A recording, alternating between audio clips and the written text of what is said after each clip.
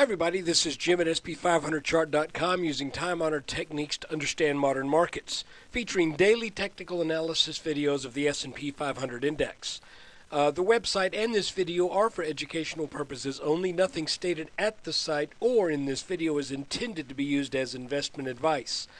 I can draw lines on charts, but you have to draw your own conclusions from your own research. And you have to make investment decisions that are suitable for your personal financial situation.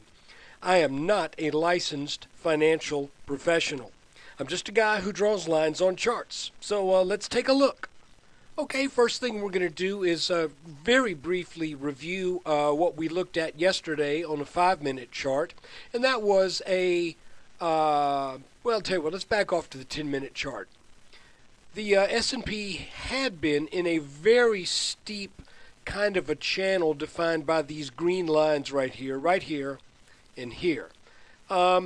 It did not really make a lot of touches, but it was enough to kind of give us the feeling that this was going up, sideways, and then it sort of broke out to the right of this bottom line here, but then it recaptured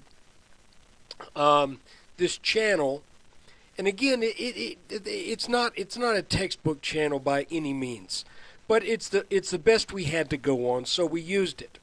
You can see that on Monday, this channel definitely broke. So this line did not look like it was that important at the end of the day on the 2nd, last Friday. But on Monday, it looked important because the S&P went sideways, and when it reached this line right here that I'm highlighting, it crashed. Lost about 12, 13 points in very, very fast order, and since then has been going mostly sideways. But as part of that sideways path, it started to move around in what appeared to be another channel that was well defined at the top with 3 touches and pretty well defined at the bottom with the low on the 2nd, and then a series of touches yesterday. And the way I came up with this line before we even got to all this stuff yesterday was very simple. And it doesn't always work. But what I did was I took this line right here, create parallel line, and then I dropped it under this low right here. That's really pretty simple. And I will mention a lot of times in the indexes, there may be different sectors that are doing different things, and you may get channels within channels. So it's not a perfect science. It's a little bit more of an art. Hold on, let me get the phone. Okay, sorry about that. I'm back with you. Our train of thought was we were looking at this bottom line that was just a parallel to this top line right here. Yesterday, I noted that the S&P got turned down pretty strongly once it hit this line right here, this red line, which if we look at a 30-minute chart, you will see that red line that got hit yesterday is this extended support line that was support all throughout the formation of this triangle. Again, the triangle is defined between these red lines, and I have extended these because this is a large enough pattern to where the extended lines can have technical significance in the future. So what do we have? We got this red line right here that was support for about a month. When it broke, it now should serve as resistance. And again, going back to that 5-minute chart, you see that while the market got briefly over that line on Monday, on Tuesday, when it tested that level after having broken it pretty decisively yesterday, you could see that appears to have turned into resistance. So with that in mind, I said what we need to do is watch this channel, watch these two blue lines, and see which one gets taken out first. And I was suspecting, and you can go back and listen if you want, but my feeling was because we had bounced off of this line here, and that this neckline from the head and shoulders top was only up at about 1274. My feeling was we would likely, within the next day or two, break through this line to the downside. And it's a hard call to make, guys, because when this market ended yesterday, literally the S&P was sitting right at support.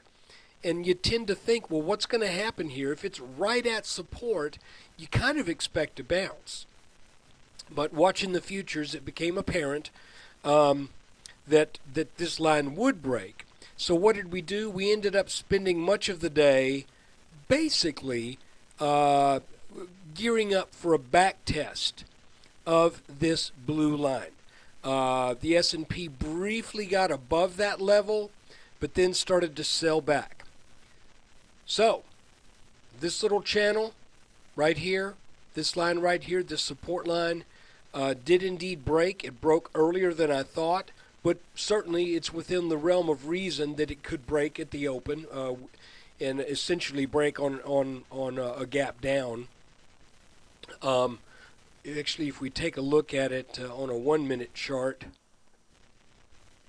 you could see that, it basically gapped through that. You could see that there are separate candles here, but the fact of the matter is that the S&P generally starts on the chart at yesterday's close, and then as the various components of the S&P start to come online and make trades, then even though it looks like it started here and it sold down, it didn't really.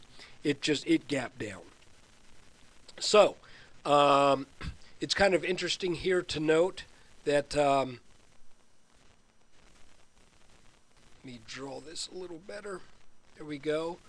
That if you took the little first rally of the morning after the gap down, and then this series of little highs right here around midday, that also is where the S&P got turned back down at about 1267 if you extend that line up.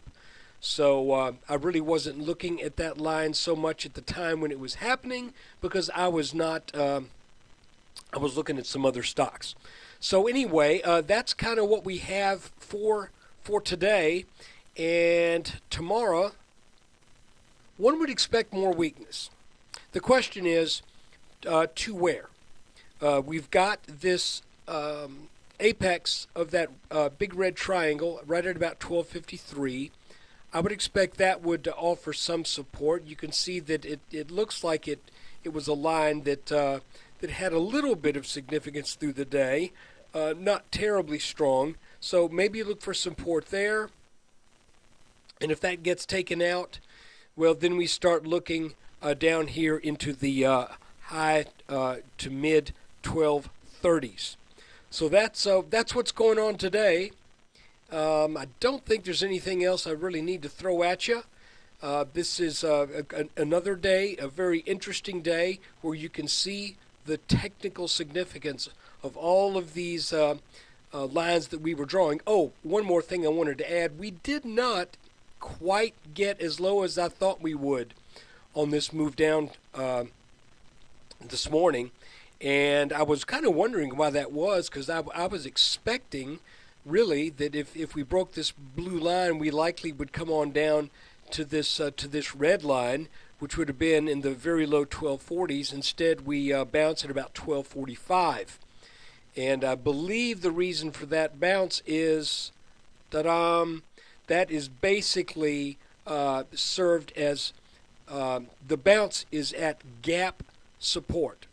And remember what gap support is. If you were just trading the S&P and you sold everything you had on Friday afternoon near the end of the day, and then you regretted it because you saw the S&P rally up for a good what was that? A good about 1.6, 1.8% on Monday. You might be saying to yourself, if this market gets back down to that gap level, I think I screwed up by selling on Friday. I'm gonna put an order in to buy either the index, an ETF, or whatever, or even the individual stocks. You're looking for that 12.45 level to happen again, where you become a buyer. So there's that gap up. People who sold or regretted it back last Friday. The market goes sideways, and then finally, early today, they get that 12.45 level, and because they felt kind of silly or not so bright for having sold before that gap up, they bought again right here. The deal is, since this high right here is so close to where the market was after that gap up, I suspect that's also why we started to encounter weakness in the latter part of the day. Guys, I think that does it for today. This is, by the way, the S&P update for December 7th, 2011. If you were looking at this on Wednesday, the 7th, I want to thank you for I can't talk. I want to thank you for subscribing to the website and to this service.